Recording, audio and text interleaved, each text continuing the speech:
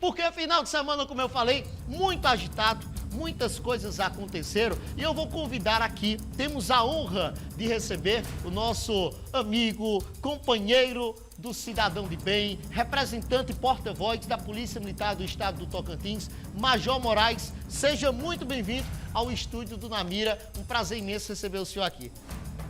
Bom dia, Otávio. Bom dia a todo Tocantins, satisfação poder estar aqui novamente. Aí, como é que você tá? Tudo na paz? Muito bem, graças a Deus. E Major Moraes, o senhor como porta-voz da PM, né, estreitando os laços da imprensa com a população, né, e também, né, trazendo respostas que estão aí muitas vezes cheias de dúvidas na cabeça do cidadão de bem, o porquê, o que é que aconteceu, né, esclarecendo realmente aí para que a população tocantinense possa saber o trabalho da polícia que tem sido executado aqui em todo o nosso estado, né? Mas como é que tem sido aí o final de semana? Eu soube que um cantor, né, acabou morrendo, perdendo a vida após se envolver aí num acidente de carro. Isso é também uma das apurações nesse final de semana, não é isso, Major? Exatamente, Otávio, a Polícia Militar é a polícia do povo, né? É uma satisfação pra gente estar aqui, dando essa satisfação de fato, dando essa prestação de contas pro povo, porque é o nosso trabalho. É a polícia que está mais perto do povo, mais perto ali dos problemas e existe exatamente para ajudar a população nessa dinâmica do dia a dia e prevenir essa criminalidade. Mas um fato que tem chamado a atenção, né, Otávio? A gente estava conversando ali nos bastidores, muitos acidentes acontecendo. Acidentes de formas trágicas nós vimos acontecer recente, acidentes banais também dentro das cidades com muita frequência acontecendo. Em Araguaína aconteceu, aqui em Palmas também, em outras cidades do estado, e realmente acende um alerta para a gente, né? Ter um pouco mais de prudência, ter um pouco mais de controle da velocidade, ter um pouco mais de consciência na hora de ingerir uma bebida, né? E a hora de conduzir, saber que não pode misturar essas duas coisas. Nós estávamos falando relacionado a acidentes, né? Já noticiei 3 acidentes só hoje que aconteceu no nosso estado. E uma coisa que eu tenho percebido, né? Eu tenho visto, né? Não foi ninguém que contou, eu que vi, né? Muitas pessoas utilizando o telefone enquanto dirige, muitas pessoas alcoolizadas enquanto pilotam uma motocicleta. E isso tem se tornado comum. E ao mesmo tempo que tem se tornado comum esses tipos de imprudência no trânsito, também tem se tornado comum em todos os dias, infelizmente, noticiar 4, 5 acidentes, infelizmente muitos deles, né, com mortes, vítimas fatais, né?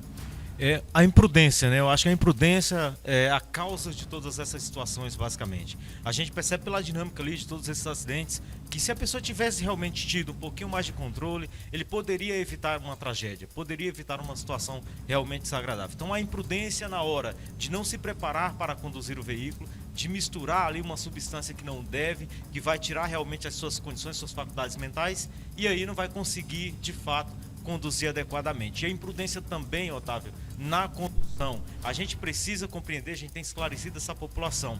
O trânsito é um lugar de negociação de espaço, muito mais que um lugar de cumprir regras. Observe que o semáforo o semáforo está presente na grande parte desses cenários onde acontecem esses acidentes. O semáforo, ele diz o momento em que eu posso passar e o momento em que eu não posso passar. Mais importante que obedecer isso, que observar o semáforo, é entender que é um momento de negociação ali. Eu cheguei, está verde, mas eu preciso observar se não tem alguém que confundiu, passando na direção contrária, né? E aí os acidentes acontecem, porque um dos dois não prestou atenção devida. Então, negociação de espaço, ter a consciência que em alguns momentos a gente precisa, inclusive, ceder a vez, ceder a preferência, reduzir, dirigir por você e pelo outro. E além disso, né, dessas imprudências que aconteceram no nosso trânsito, né, houve também uma prisão de tráfico de drogas na 1012, né? Essa prisão, né, desses elementos, como é que se deu?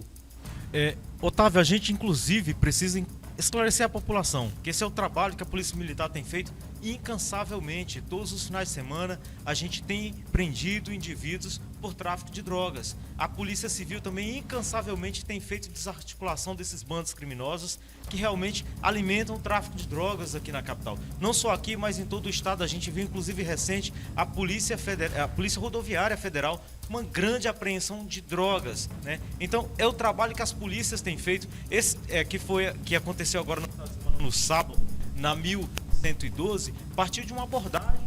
Polícia Militar fazendo abordagem no estabelecimento a um veículo porque identificou ali uma suposta alteração nos dados identificadores dele. Outras pessoas se movimentaram de forma estranha e assustadas.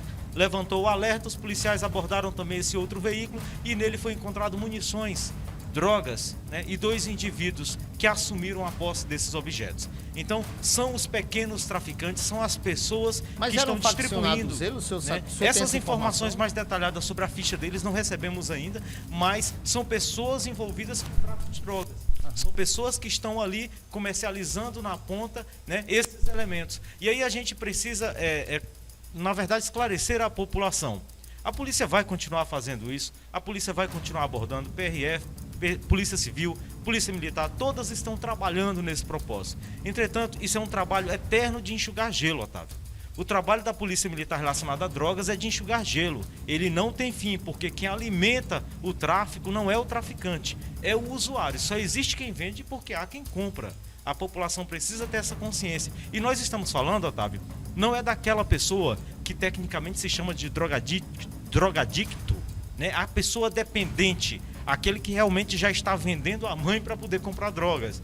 Não é desse, é uma pequena parcela isso aí. Nós estamos falando realmente de toda a população que consome socialmente, que consome eventualmente, que alimenta todo esse mercado, né? Isso realmente é um problema social, a sociedade precisa encarar isso, precisa enfrentar isso, a legislação precisa ser revista, porque é o mal social que tem assolado realmente muitas famílias. Infelizmente, hein? A gente fala, eu tive até acompanhando alguns vídeos na internet dos efeitos, né, que causam essas drogas, né? E a gente até se arrepia quando vê situações, né, de pessoas que usaram e ficaram tendo alucinações, né, se contorcendo no chão. Então, realmente é algo horroroso. Imagine para uma mãe, né, um pai que sonha em ter seu filho ali formado, trabalhando, sendo uma pessoa, né, de sucesso, mas infelizmente é interrompido muitas vezes ali na adolescência. A gente tem percebido, Major, aproveitar que o senhor está aqui, né, grandes números, né, de adolescentes com 13, 14 anos já entrando no mundo das drogas. O que é que tem faltado? Né? Eu acho que a escola ela faz o papel dela, mas o que é que tem faltado, né, para que esses jovens, né, assim como há 15, 20 anos atrás, que era um número menor comparado com atualmente, né, o que é que o senhor acha, como o senhor como policial, acompanhando essas rotinas, o que é que tem faltado para esses jovens de 13, 14 anos, né, não entrar nesse mundo do crime e do tráfico de drogas? Otávio, o problema é complexo e, portanto, a gente não tem uma solução simples. Problema complexo, naturalmente, a gente tem uma solução um pouco complexa. E esse é um caso, nós entendemos que para resolver essa situação, a gente precisa de fato do trabalho em conjunto de todos os atores sociais que fazem parte desse contexto, que trabalham desde a educação até a repressão qualificada, né, até de fato ali o encaminhamento da justiça. Então os projetos sociais ajudam muito, né, o trabalho principalmente da família na base. Então a gente percebe, isso é natural, não é clichê, mas a gente sabe que houve um distanciamento e uma transferência, uma terceirização de responsabilidade na educação dos filhos, né? Minha época, a sua época, a gente de fato tinha uma educação ali bem direta, não era terceirizada não. A minha educação eu devo à minha mãe, né? A sua educação muito provavelmente você deve aos seus pais, e o que a gente vê hoje é uma terceirização. Terceiriza para a igreja, terceiriza para a escola, porque eu preciso isso, preciso trabalhar e tal. Então, assim, na verdade, um trabalho de todos, né? A polícia tem feito seu trabalho, inclusive com a educação. Nós temos projetos importantíssimos que trabalham. O PROERD, né, que trabalha incansavelmente para poder conscientizar essas crianças a não se envolverem com drogas e violências. Várias outras instituições também trabalham nesse sentido. A escola tem se esforçado, a gente percebe que realmente não é o suficiente, que não tem feito o que realmente fazia antigamente, também porque tinha, de certa forma, uma forma de educar mais firme, uma forma de educar com limites mais claros. Tanto a família quanto a escola, a gente sabe disso. E aí, as coisas parece que facilitaram, e a juventude vê na droga hoje a facilidade, Otávio, principalmente para conquistar uns bens materiais que talvez ela tenha dificuldade de conquistar trabalhando, né? E também ver nas drogas um atrativo para ter disposição para fazer aquilo que não faria estando sem o uso de drogas. Isso é atrativo. E aí a juventude se envolve nisso, e a gente sabe que o primeiro contato, o segundo contato, o terceiro contato é só o início. A droga, por mais simples, por mais leve que ela seja, o que a ciência explica e garante é que ela te leva a uma condição mais grave e te, digamos assim, incentiva a usar algo mais forte. Porque o organismo, ele vai realmente, de certa forma, absorver aquela droga ali, ele vai se acostumar àquela dose e vai exigir uma maior para você ter as mesmas sensações. Por isso que a gente precisa combater na base, por isso que a gente precisa orientar as crianças e aos adolescentes, não ter o primeiro contato, que realmente vai evitar que ela tenha aí uma vida trágica no futuro. Isso. E para a gente finalizar, Major, sobre o caso da Urine 3, né? Nós sabemos que aconteceu, né, mais um episódio, né, mais um caso acontecido na Urine 3 e mais uma morte, né? Isso, né? Antes do final de semana, na quinta-feira, eu estive lá, né? Houve aí, né, um confronto de uns elementos que quiseram confrontar contra a Rotan, que se deram mal, e agora, né, esse homicídio acontecendo lá na região da Urine 3. O que se deu? Já tem informações sobre isso? Então, esse caso, ele segue inclusive aquela dinâmica, a gente observa ali, uma execução sumária. É aquilo que a gente observou durante todo o início do ano, acontecendo de forma assim, de números assustadores aqui na capital. Graças a Deus deu uma melhorada, mas continua acontecendo. E aí a gente precisa de fato também esclarecer a população. Por que continua acontecendo? Continua acontecendo porque o trabalho se resolve simplesmente com prisão do mandante do crime, do traficante, do cara que manda, tá entendendo, Otávio? Não se resolve dessa forma. Não se resolve, por exemplo, em confronto com a polícia, 2 morrendo. Não se resolve, outros 2 vão assumir o lugar deles.